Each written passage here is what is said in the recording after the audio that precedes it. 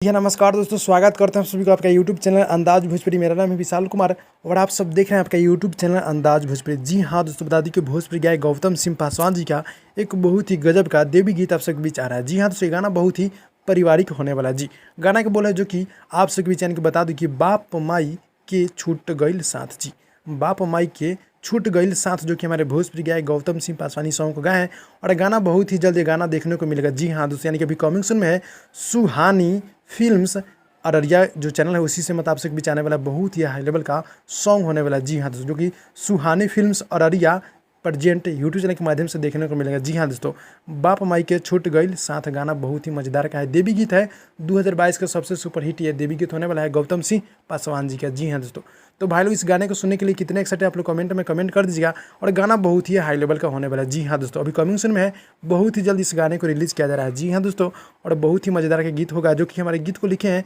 रोहित राज रोशन और म्यूजिक है दुर्गा बिहारी। जी हाँ दोस्तों, काफ़ी गजब की म्यूजिक है, तो आपसे बीच बहुत ही जल्द देखने को मिल रहा है। जी हाँ दोस्तों, तो भाई लोग मिलते हैं अगली वीडियो में, तब तक के लिए धन्यवाद दोस्तों।